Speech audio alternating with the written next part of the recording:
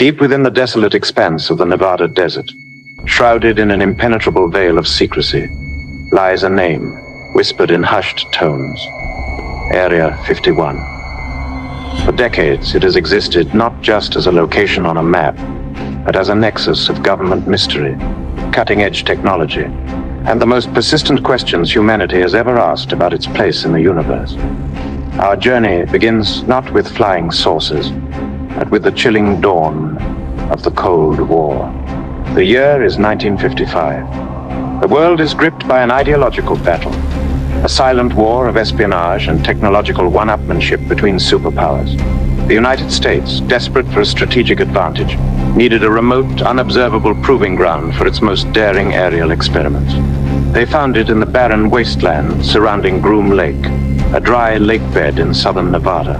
This desolate basin, hidden from prying eyes by rugged mountains and vast emptiness, became the birthplace of a secret unlike any other. It was here that the US government began to build what would become the most clandestine military installation on Earth. The name given to this nascent base, Paradise Ranch, a deliberate misnomer to lure workers to its unforgiving environment. The first true child of Area 51's secrecy was the U-2 spy plane. Born of necessity to peer behind the Iron Curtain, the U-2 was designed to fly higher than any aircraft before it, beyond the reach of Soviet interceptors. Its very existence was a closely guarded secret, and its test flights over Nevada fueled the earliest, bewildered reports of unidentified flying objects. What civilians saw streaking across the sky, high above the established air lanes, defied explanation. As the U-2 program matured, so too did the layers of secrecy surrounding Groom Lake. The base expanded, its purpose evolving to encompass more than just reconnaissance aircraft. Engineers and test pilots operating under extreme security clearances pushed the boundaries of aviation. The SR-71 Blackbird, a Mach 3 Marvel, was another progeny of this hidden world, a testament to American ingenuity forged in the fires of Cold War competition. But whispers began to circulate, tales of projects far more advanced, far more secretive than even the Blackbird. The name Aurora emerged, a rumored hypersonic aircraft project, a successor to the Blackbird that many believe still remains classified. These hushed conjectures marked the moment when fact began its slow, unsettling blur into fiction within the Nevada desert. The strict keep-out signs, the armed guards, the unpatrolled perimeter, all served to create an aura of impenetrable mystery. What exactly were they hiding out there? As the years turned into decades, the public's curiosity festered, turning the name Area 51 from a mere location into a legend. And then, a shadow fell over the desert that would forever intertwine Area 51 with something far more profound than classified aircraft, Roswell. In July 1947, something crashed near Roswell, New Mexico. The official explanation from the military was a weather balloon, but local reports, witness testimonies, and an initial press release spoke of a flying disc. This official story quickly changed, sparking a controversy that has endured for over 70 years. What if it wasn't a weather balloon? What if it was something not of this Earth? And if so, where did the wreckage go? Where did the alleged occupants go? As the Cold War intensified, so did the rumors. The idea began to take root.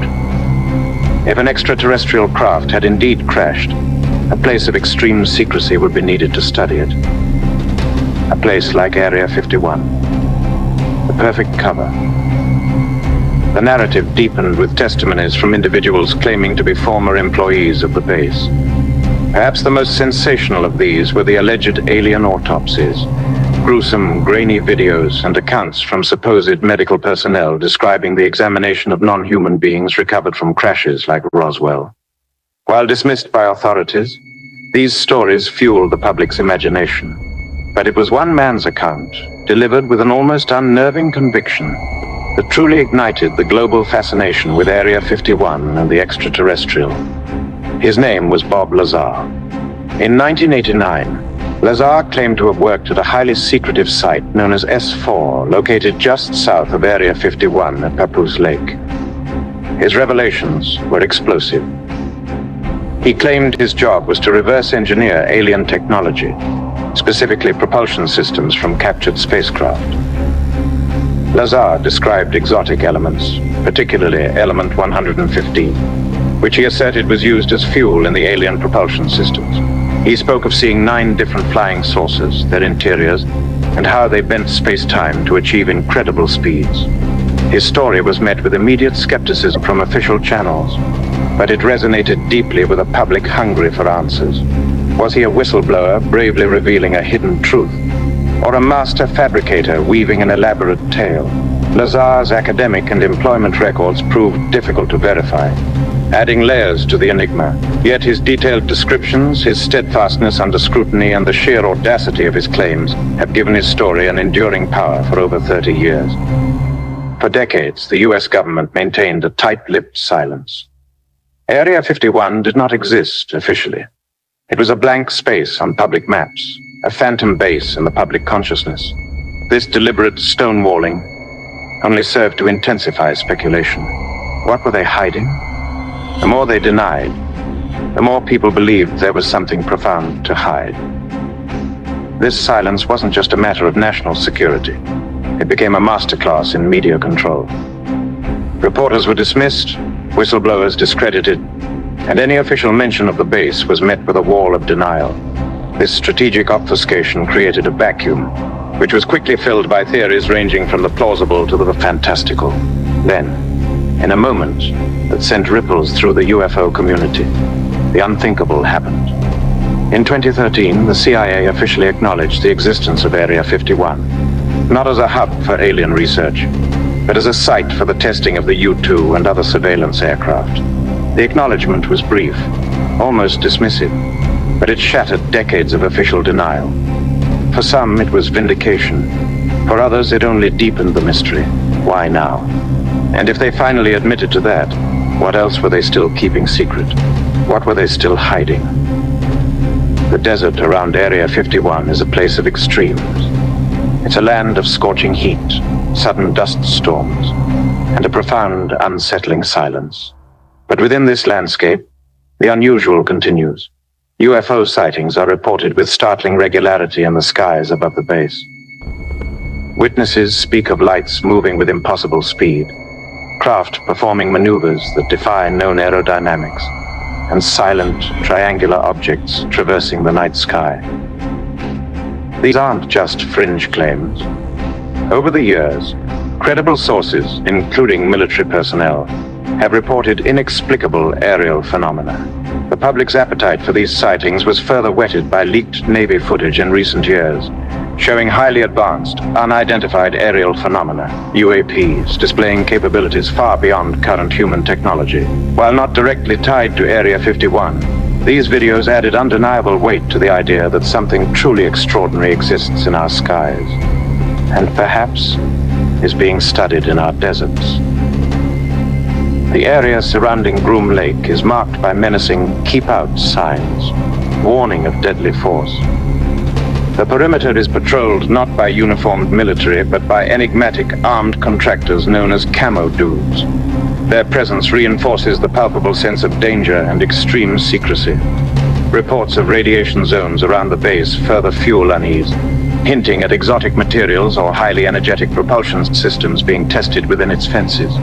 The very ground, it seems, holds secrets. This interplay of undeniable secrecy and extraordinary claims has forged a powerful question in the public mind. Is Area 51 a hub of extraterrestrial life, or simply the cutting edge of defense technology? The answer for many defines their view of government transparency and humanity's future. If it's merely advanced aircraft, why the decades of absolute denial? Why the continued blurred satellite images over certain areas? Why the armed guards enforcing a perimeter where even the slightest trespass could be met with lethal force? The more the government obfuscated, the louder the question became. Did the government trade secrecy for power? Did they leverage public ignorance to develop unparalleled technological advantages regardless of the truth? Or perhaps because of the truth, they were so desperate to conceal?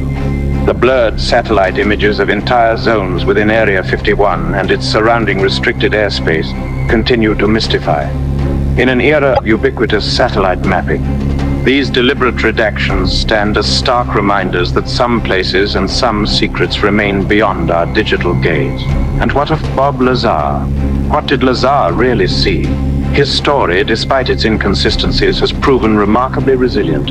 It possesses a raw, visceral appeal, tapping into a deep-seated desire to believe in something beyond our current understanding. Why has his story endured for 30 years? Perhaps because it offers an answer, however controversial, to the ultimate question: are we alone? And if not, are our governments hiding that monumental truth from us? The allure of Area 51 reached a fever pitch in 2019 with the viral phenomenon of the Storm Area 51 Inches event. Millions pledged to see them aliens, a tongue-in-cheek but ultimately serious reflection of public frustration and curiosity. While the actual raid was a comedic trickle compared to the online deluge, it highlighted a profound truth. The public wants to believe. They want answers, and they feel a deep disconnect from official narratives. The event, though humorous on the surface, laid bare the enduring power of the Area 51 myth. This yearning to believe stems from more than just curiosity. It's a primal human desire to understand the unknown, to find meaning in unexplained phenomena, and perhaps to feel a part of something larger than ourselves. The narrative of hidden tech versus alien cover-up remains the central tension of Area 51. Is it a testament to human ingenuity pushed to its absolute limits, developing propulsion systems and aircraft decades ahead of their time? Or is it where we reverse engineer the impossible, salvaged from another world? The government's continued opaqueness, even after its partial admission, serves to perpetuate this dichotomy. By not fully revealing the true nature of their classified programs, they inadvertently fuel the alien narrative, leaving the door open for speculation. The desert storms of UFO sightings continue. The keep out signs remain, and the armed contractors guard their secrets. Area 51 is more than a military base. It's a crucible where the official narrative battles the unofficial, where verifiable fact struggles against persistent belief. We are left to ponder the desolate beauty of the Nevada desert, a silent witness to decades of secrets. What truly lies beneath its sun-baked surface? Advanced human technology, or something far more profound? Something that would fundamentally alter our understanding of the universe. The government tells us one thing, but the desert whispers another. The stories of those who claim to have seen the impossible, the fleeting glimpses of unidentified objects, and the enduring mystery of Roswell and Bob Lazar, all combine to form a compelling counter-narrative. Area 51 stands as a monument to secrecy, a symbol of the enduring human quest for truth, and a haunting reminder that some questions, no matter how desperately we seek answers, may forever remain unanswered. The line between fact and fiction blurs, especially when the truth is obscured by design.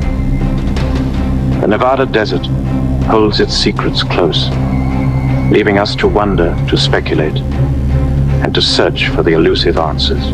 The silence of the desert persists, unbroken, leaving us to confront the limits of our belief. If this journey into the unknown gripped your curiosity, hit like, tap subscribe, and turn on notifications. The truth is out there. Don't miss what comes next.